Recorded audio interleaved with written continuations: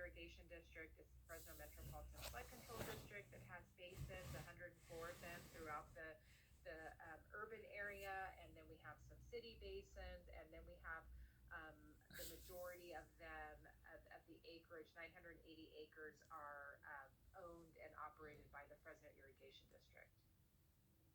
And getting that right is critical because we only have a little bit of time remaining to reach sustainability, and we have to make it count. We're doing everything we can each and every year, and that's super, super important because we don't get those wet years every single year. We get a wet year on average about every 2 out of 6 years. So we have to make sure that we're ready.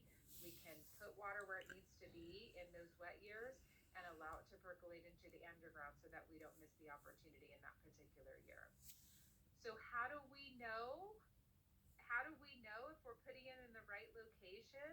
Well, there are a lot of tools out there. In the olden days, we used to do it with soil borings and trying to do some, investigations. And we have now, working with Department of Water Resources, we've developed new tools, and Catherine's going to talk to you all about those. So I'm excited to have Catherine, and please say your last name for me, Catherine. I've heard you say it 100 times, but I always forget how to pronounce it. Delubac, and she is a senior geologist with the Department of Water Resources, and she's really going to help or show you some of the tools that Department of Water Resources is working on development of to help answer that question. Where is it best to try to park water, and how do I know what's happening in the underground? So with no further ado, I'm going to turn it over to Catherine, and really appreciate you being here with us today, Catherine, on your lunch hour nonetheless, to share all the great work that Department of Water Resources is doing. Great. Well, thank you. And yeah, definitely happy to be here on my lunch hour. I think it is so important to connect with students, and all of the skills that you're talking about in the Power Up series with leadership and problem solving and decision making and communication. These are all skills that you use, that we need to use every day in our jobs to help ensure that the Sustainable Groundwater Management Act is successful, and really in anything that engineers or geologists do in their career. So I think this is an excellent series, and we're always interested in connecting with students because we're always looking for the next geologist or water resources engineer or geophysicist to come and join the team, because there is a lot of work to do in California, and so always looking for more folks. Okay, so as Cassie mentioned, my name is Catherine Delubac. I'm the project manager for the Basin Characterization Program at the Department of Water Resources, and so Cassie already went over the Sustainable Groundwater Management Act and the agencies that are involved. And just again to reiterate, at the Department of Water Resources, we really wear two hats. One is the regulating agency that reviews these groundwater sustainability plans, but we're also the assisting agency. So we provide technical assistance and support to groundwater sustainability agencies to ensure that they can reach success. And so a part of reaching success and avoiding these 6 undesirable results that Cassie already went over, that includes the development and the implementation of a groundwater sustainability plan, or a GSP. And that has a section on who's involved, what the basin setting looks like, what the sustainable management criteria are, and how you're going to reach sustainability. And so the work that we do, and I'm going to talk about today, is really what does that basin look like? And that information supports these project and management actions of, as Cassie mentioned, where do you get water back into the ground? Where are the best places for that? So the majority of this work at DWR is done under our Basin Characterization Program. This is a recently launched program where we are compiling, there's really three main tiers of work that we're doing. We're collecting, compiling, and digitizing data that's relevant to the geologic conditions in the subsurface. We are developing tools to analyze those data sets together using, these are massive data sets, so tools to integrate these data sets together to create maps and models that describe things like aquifer recharge potential and various characteristics of the aquifer itself. And these maps and models are state stewarded, meaning that as we go back and collect additional data, we we can rerun that data through the tools and update the maps and models. So this is one of those components actually of this decision-making power, right? Where we know that the data that we put out today might not be perfect. The information that we put out today might not be perfect because we're still learning. We're still getting more information about the subsurface. But every time we put a new map or model out, it's improved, right? So we're not waiting for the perfect answer, but we're waiting for a good answer that we think is going to be useful, that's based on good science, and then we can update it as we go. So that's this stewarded kind of component where we're in this loop of always doing more work. And so we're conducting these three main tiers of work at a local, regional, and statewide scale, and I'm going to go through that in a few slides. And then we're also ensuring data access and visualization and archiving our information. And so this is really the communication part of the work that we do is, it's presenting information. Of course, you need to be able to vocalize that, but also making sure that your data can be visualized by an audience. And for them to access the data is a really important component as well. And then we also have our basin characterization exchange. This is a meeting series similar to this Power Up series, but we really engage with the community of practice of folks at the tribal, local, state, and federal agency level of groups to get together and talk about the work that everyone's doing and share and communicate what we're up to so that we're all up to speed on the state of the science.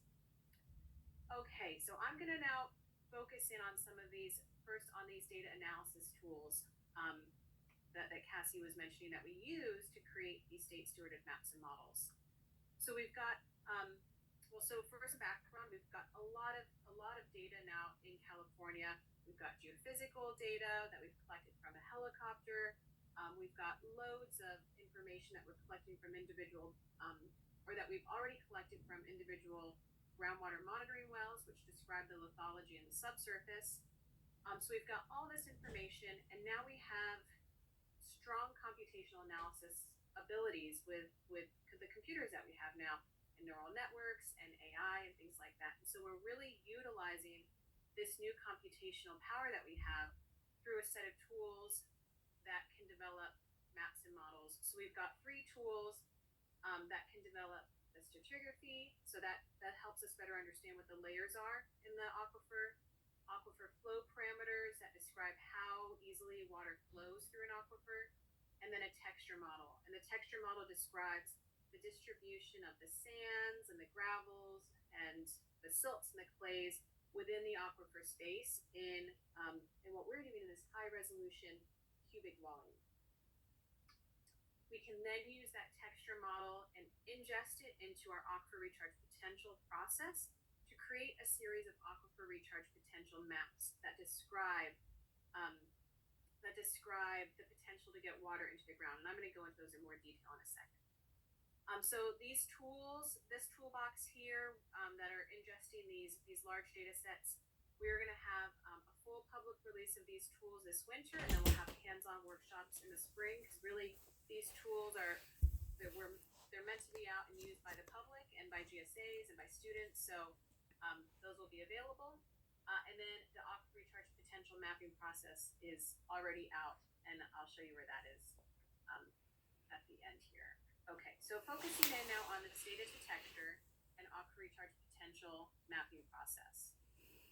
So the data to texture tool integrates this airborne electromagnetic data that we've collected across the whole state. I don't have a slide on that because I've talked about this AEM data for 3 years, and I assume everyone's heard about it, but if you hadn't, I can give you more information. But we've got this large data set of data we've collected from a helicopter that's giving us information about the distribution of sands and gravels along flight lines. Then we have digitized lithology logs, and then we're also working on interpreting geophysical logs for texture. So geophysical logs are describing properties within a borehole, like electrical resistivity or spontaneous potential, things like that. Those are normally collected in oil and gas wells. We can use this information now with the data to texture tool to create this high resolution texture model. Again, that describes where these sands and gravels are within the aquifer. And so we use that texture model in this aquifer recharge potential mapping process. So within the aquifer recharge potential mapping, what we're looking to do with these maps is really develop a series of maps that describe where water could get into the aquifer depending on how you're doing recharge or what your recharge goals are. So one option would be if you're just looking to for flood mitigation, for example, to get water into your shallow aquifer, you might be looking just to recharge here in the upper portion of the aquifer. But over where you guys are on the east side of the valley, there are these preferential pathways where there are these channels of coarse sands and gravels that connect from the surface down to a deeper portion of the aquifer. And so we can also create maps that identify where these preferential pathways daylight on the surface, right? So we can target various types of sections of the aquifer. So we have two maps. One describes two types of maps. One describes recharge into the shallow portion of the aquifer. One that describes recharge into deeper portions of the aquifer, either through a soil layer or bypassing a soil layer. So through a soil layer might be if you want to flood a field and you have to go through native soils, you want to understand how that soil layer might impact infiltration. Or if, let's say, you're developing a dedicated recharge pond, you've scraped all those topsoils off, you don't need to consider them. We can think about what's happening beneath that topsoil layer. So we've got really these, I'm going to skip that for now. So we've got really these four types of maps that we're creating.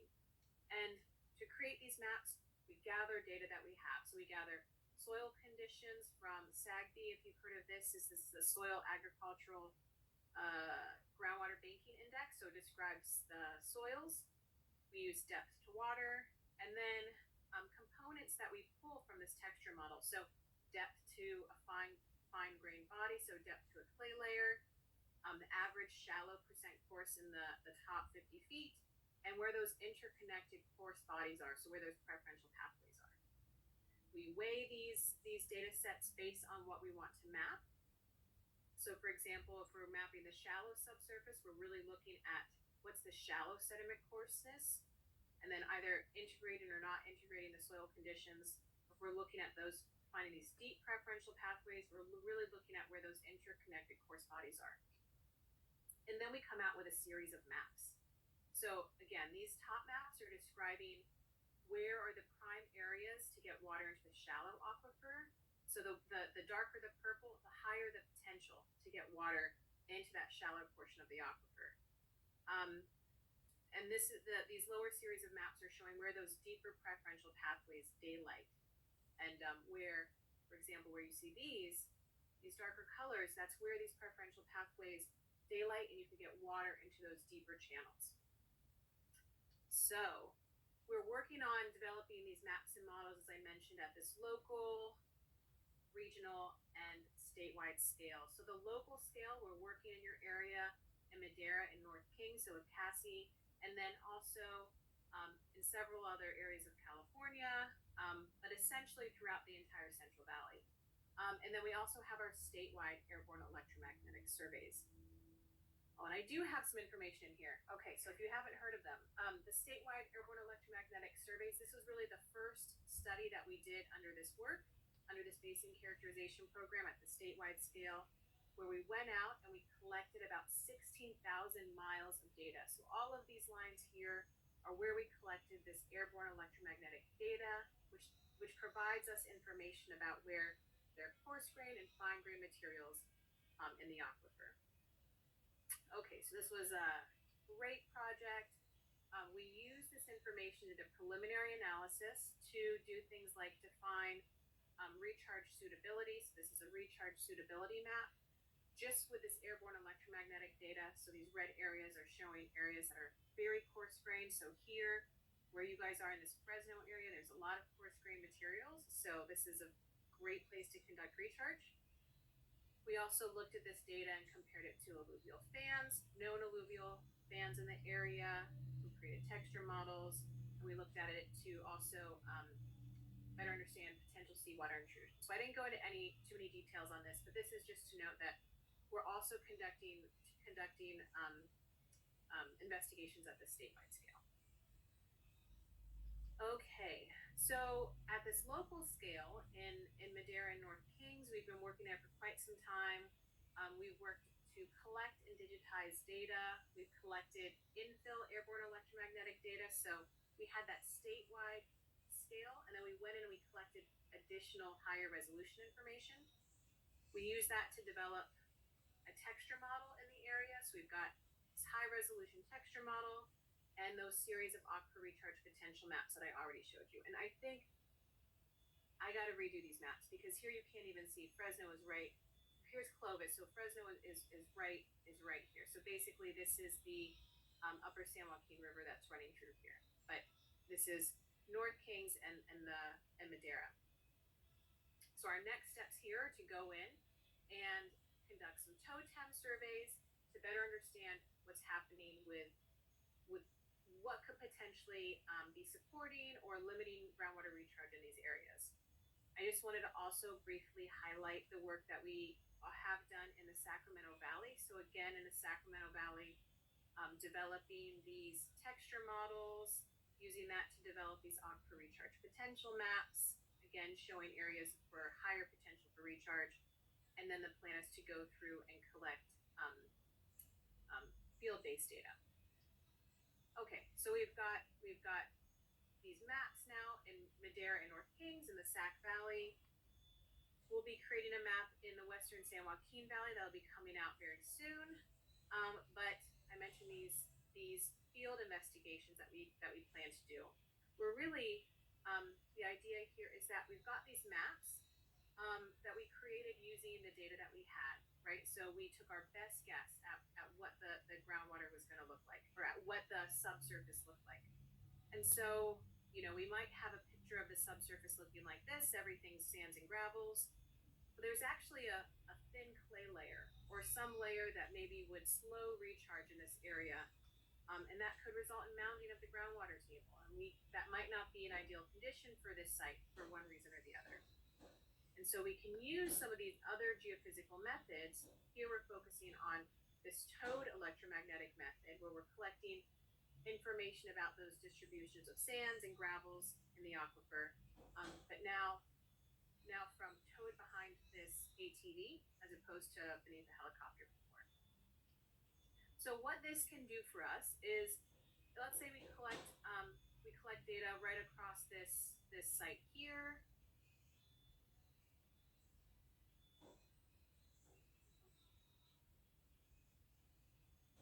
Oops. Okay. All right. Okay. There it is. Thought we were gonna have some trouble there. We can get a cross section of. Let me see if I can go back.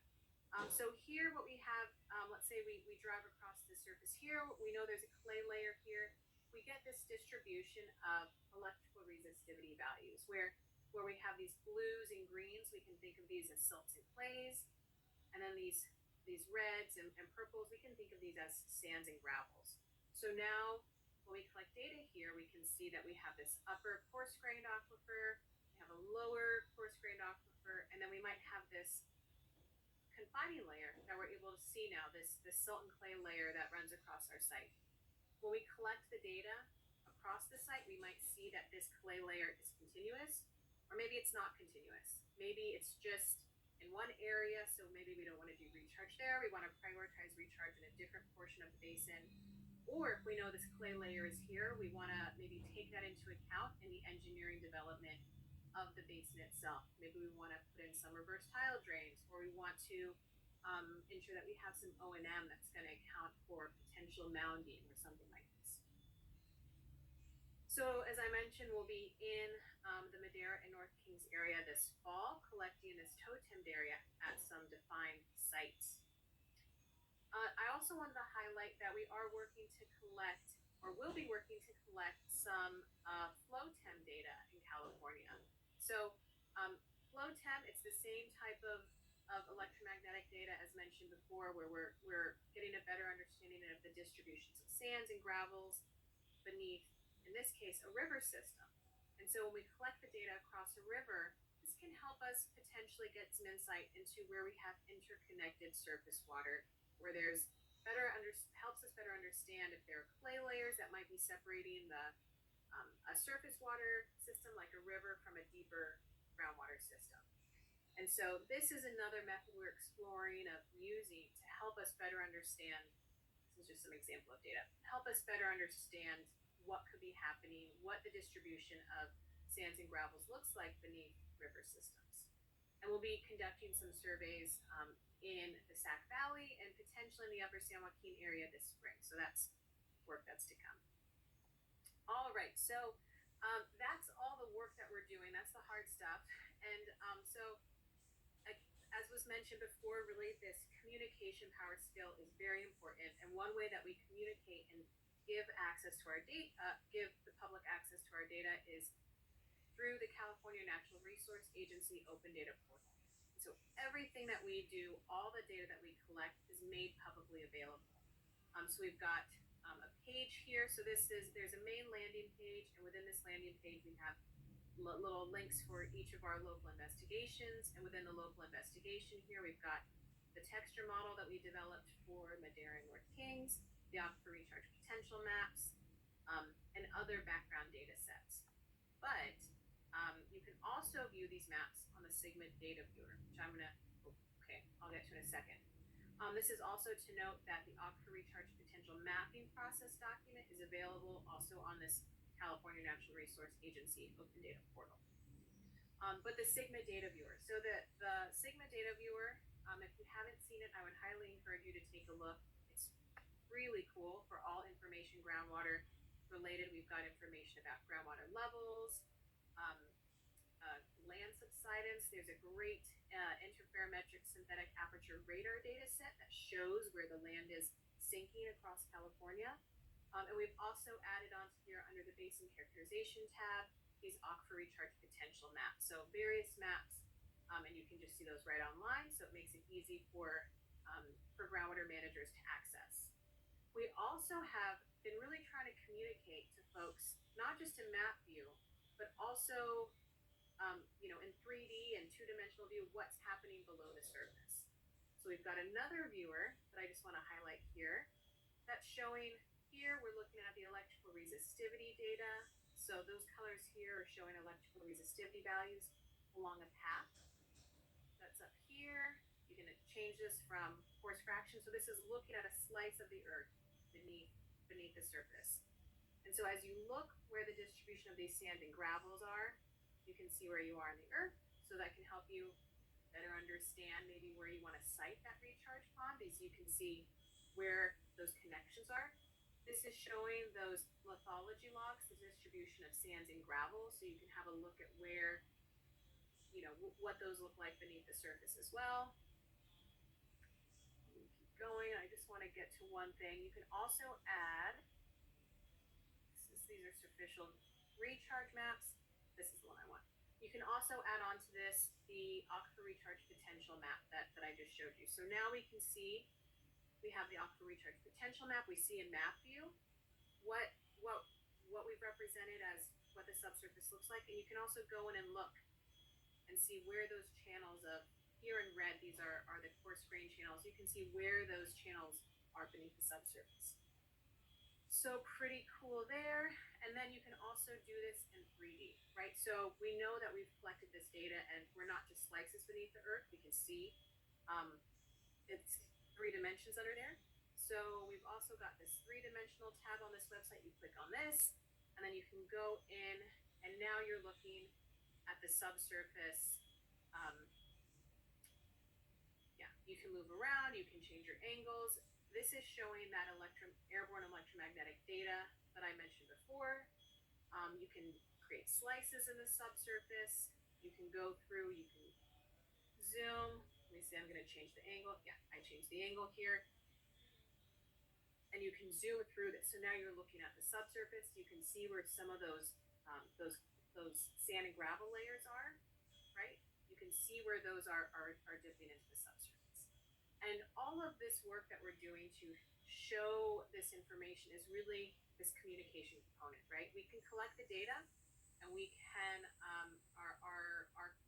our team can use the data in fancy, expensive software. But not everyone has fancy, expensive software. But we want to make sure that the data are accessible to everyone. and that it's simple enough to see the data and understand, and get a basic understanding of what it means. So a lot of work has gone into this data visualization. Okay. Right. So I just want to mention the spacing characterization exchange I mentioned. If any of this sounds interesting, I'd encourage you to join our basing characterization exchange. We meet every month, the third Tuesday of every month for about an hour, and it's just various speakers talking in detail. This is really a pretty technical group where we're talking about a lot of detail of work that folks are doing to describe groundwater basins. And I also wanted to highlight, if folks are interested, we're always, as I mentioned at the start, we're always looking for talented geologists. Engineering geologists is what the position is called that I'm in. We also have water resource control engineers. Lots of my colleagues are those as well. And so I would encourage you to check out the website, Cal Careers. I just want to note, you do need to take an exam before you apply for a position. I just want to let people know that it's not an exam like you take in school. It's not a test. It's really a ranking of your skill. So don't let that be a deterrent from applying for these jobs.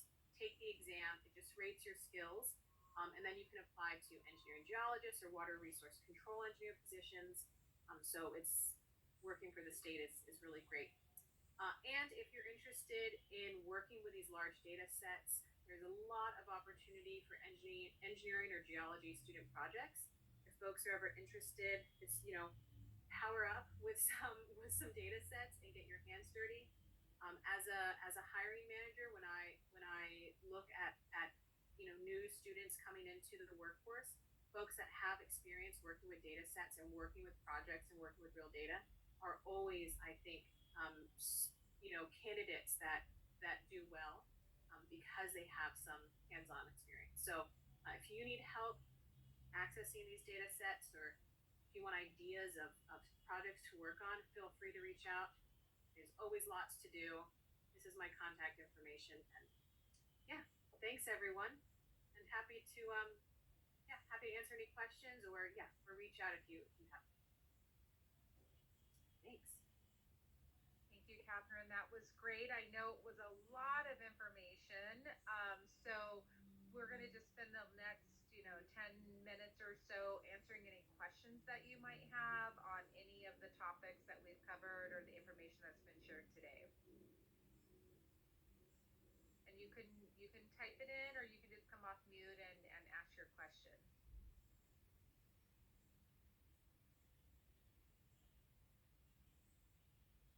Hi, I had a quick question about the flooding of like certain lands because I know you were talking about recharging the aquifer and then like looking at the soils that are underneath and how the pathways. How do you do that? Like how do you flood those and like choose where you're going to do that?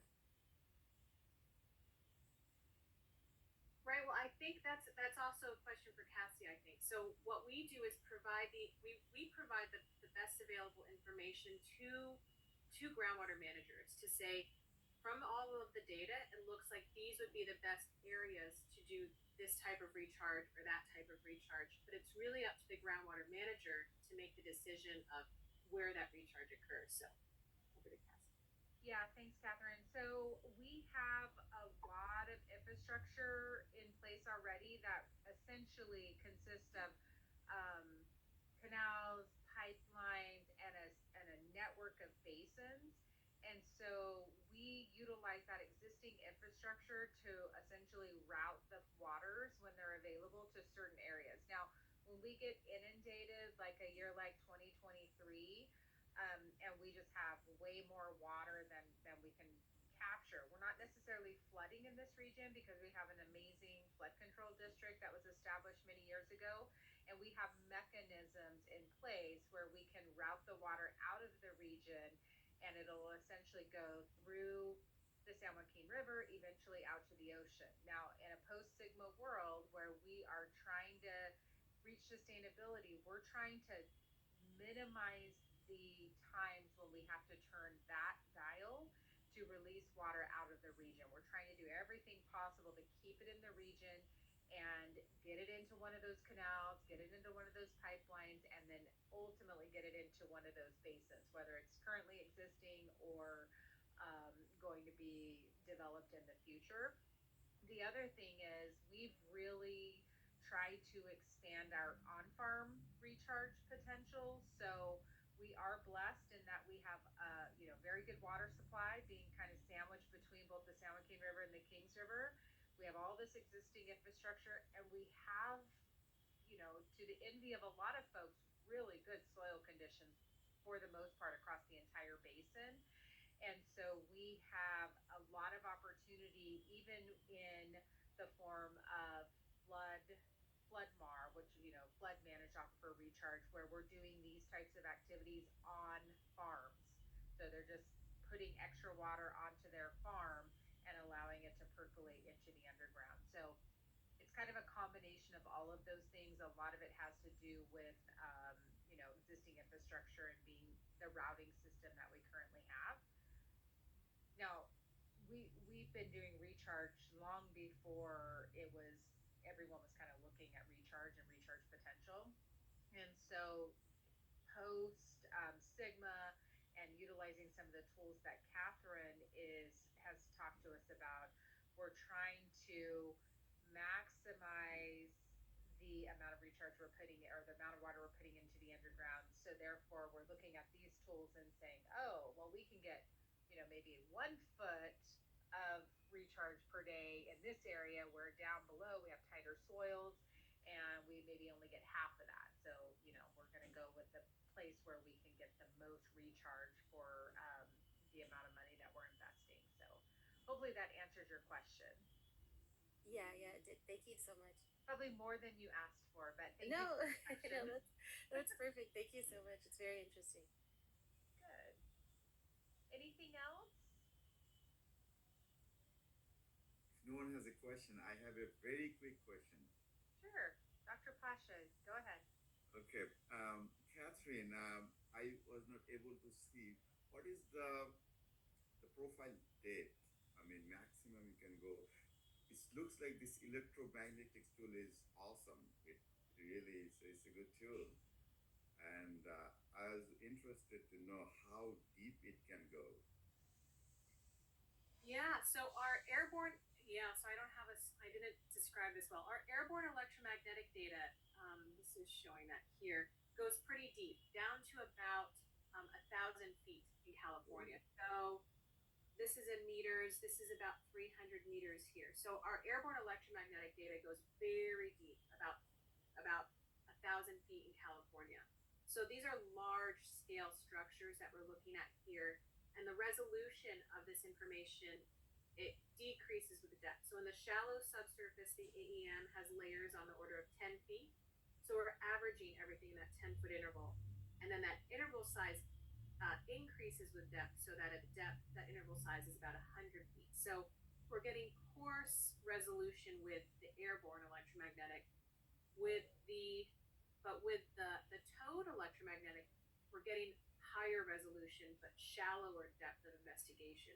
So here, this is about 150 feet is the deepest that we're seeing with this towed equipment, but we can see layers on the order of 2 to 5 feet thick, right? So in the very shallow subsurface, about 2 feet thick, we're averaging over that interval. So we're more likely to catch information about a thinner play unit, for example, with this tool.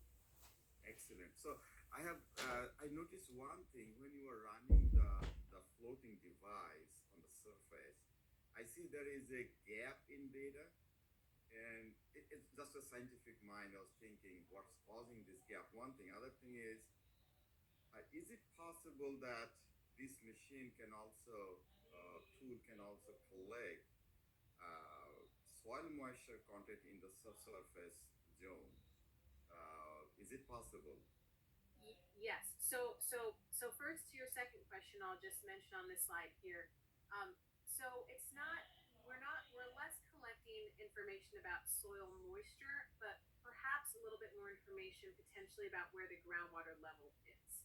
So because saturated soils, this is getting into the weeds a little bit, saturated soils would have a different electrical resistivity response than unsaturated soils. So, for example, here, I didn't get into the details, but this purple area, for example, might be an unsaturated zone in the aquifer, whereas then we have this orange zone here. That might be where actually now we are saturated with water. It's, maybe they're the same type of sands. This is maybe the same type of sand unit, but above this it's unsaturated. Below this orange area, it's saturated. So it could give us some information about that, but not necessarily, I would say, soil saturation. I think in the way that maybe you're thinking, Right. that would be a little difficult to get. And then, yes, yeah, when I showed this, yeah, this is this airborne the data.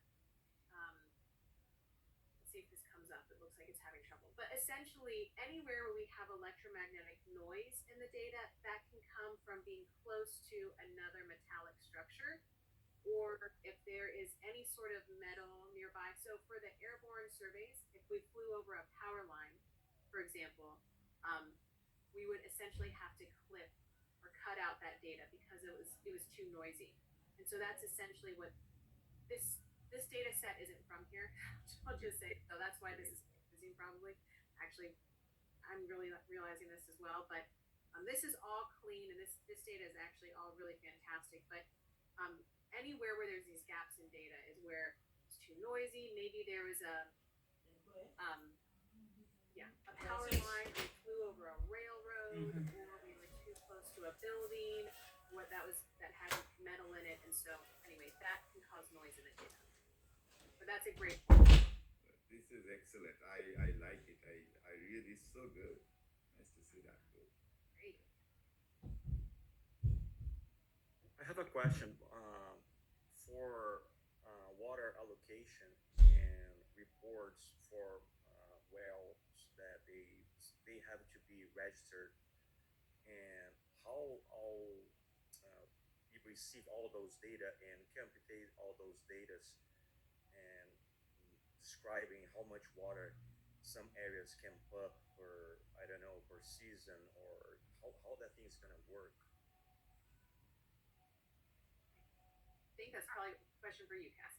Yeah, so are you asking, I think there's two different things. So you're asking how allocation of a groundwater, how, of the groundwater will work? Is that specifically, and how that ties into well registration?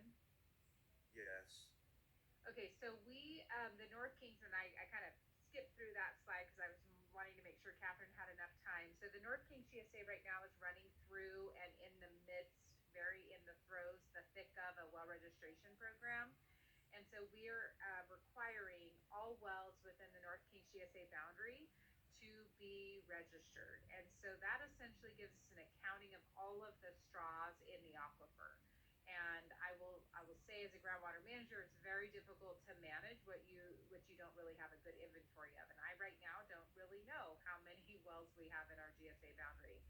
So concurrently, we're working on a water allocation framework, which essentially is taking all of the inputs and establishing what we call the native sustainable yield.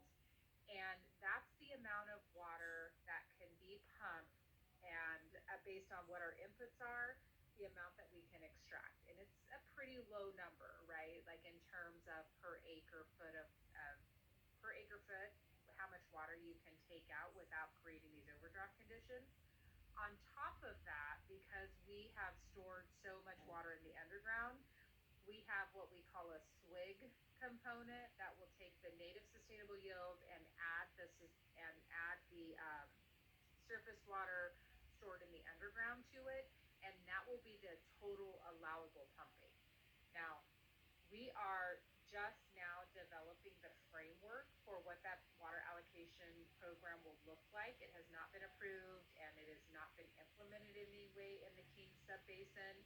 Other basins have already implemented a groundwater allocation program, and so it's not a one size fits all. Every basin is kind of doing it a little bit differently.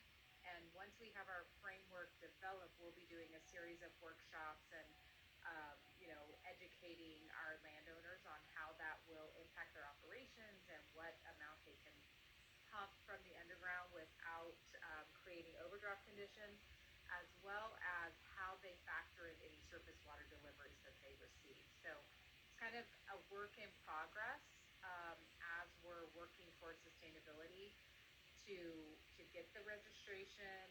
We don't have meters or we don't have a measurement requirement, so it's a matter of using ET data to estimate pumping right now, and so we're just working through all of that, and eventually that will get implemented at some point in the future. Thank you.